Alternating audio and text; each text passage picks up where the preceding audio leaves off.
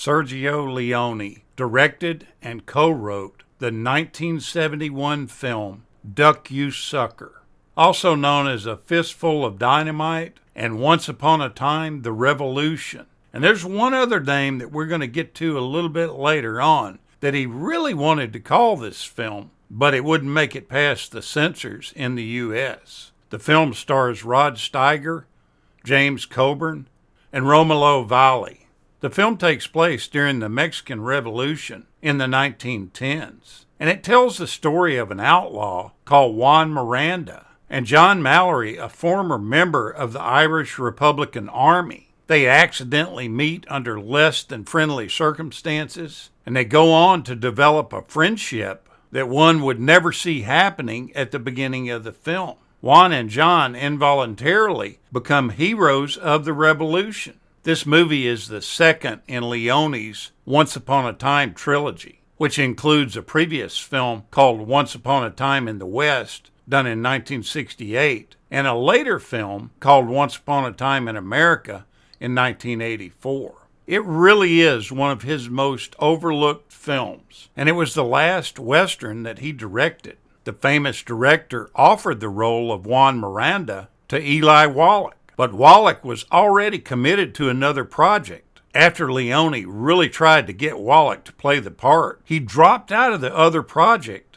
and told the director that he would do the movie. The problem was the studio had already committed to Rod Steiger, and they had him signed. They ended up offering no compensation to Wallach. When James Coburn was offered the role of John Mallory by Leone, he initially was pretty reluctant to take it. He had dinner with Henry Fonda, and he asked him what he thought about Leone. Fonda told him that he considered Leone the best director that he had ever worked with. Now, you got to realize that's a pretty big statement coming from Henry Fonda.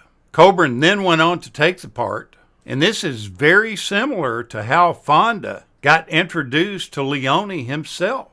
He was originally reluctant to take the part that he took with the 1968 film Once Upon a Time in the West. He basically did the same thing that Coburn did to him. He went and talked to Eli Wallach about the director, and Eli Wallach said you'd be crazy not to work with the guy.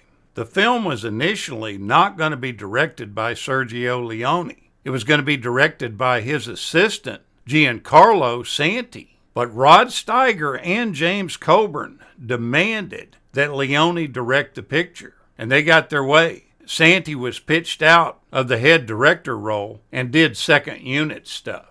Now, throughout the entire movie, you hear chants that go along with the music that was done by Ennio Morricone. And these chants came from Carla Leone, who thought that these would sound much better than the original chants of wah, wah, wah. There's no real special meaning to them. It's just part of the overall soundscape that Sergio Leone tries to create in his Westerns. I say tries to create, he does create. There is no director that I've ever seen that creates a better atmosphere and puts you in the film. You can taste the dirt, the sand, you can feel the heat, the sweat, the tension, the relief. Every emotion you can imagine is cemented into the audience. Sergio was really initially dissatisfied with Rod Steiger's performance in that he played his character a little too serious. I don't really see this. I thought his character was serious at some points, but the majority of the time he was funny. This caused tensions to rise numerous times during the filming, including an incident that ended up with Steiger actually walking off the set. After the completed film was done, Leone and Steiger were content with their final result, and Steiger went on to praise Leone for his skills as a director. Steiger made a pretty good chunk of change on this film because he was really still pretty hot from his Oscar win in the movie In the Heat of the Night from 1967. So he was able to get a paycheck of about $700,000 for this film. He also demanded that his scenes be filmed with natural sound if possible. And this was virtually unheard of in Italian cinematography and filming. They usually just shoot the footage and add everything in post-production. The ambient noises, the dialogue, everything, almost always would get added in post-production. Now initially, Sam Peckinpah agreed to direct this film after Peter Bogdanovich turned the project down. But for some crazy financial reasons, he was turned down by United Artists. I think it probably had to do with his drinking at the time, which had escalated quite a bit by now. Eventually, the studios just come in and kind of force Leone to take the role of director himself. Now, the longest available version of the movie is 157 minutes. But Leone confirmed that in his original cut, there was about 40 more additional minutes in the film.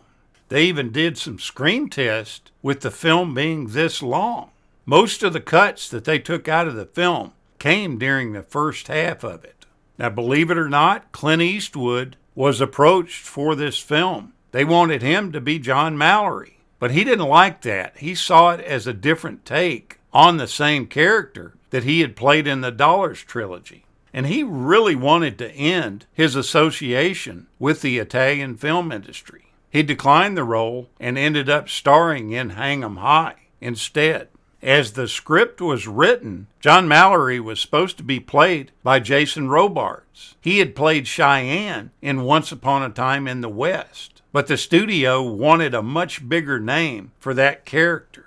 The development for this movie began during the production of Once Upon a Time in the West, and this was done with Sergio's collaborator, Sergio Leone, when he presented him with an early treatment of the film. Around that same time, political riots had broken out in Paris, and the concept of revolution and left-wing nationalism had become popular among university students and filmmakers across Europe. When they were filming Once Upon a Time in the West, Leone approached Jason Robards and also Charles Bronson and talked to him about starring in this movie. The only difference was that Leone wanted to call it Duck You A-Hole.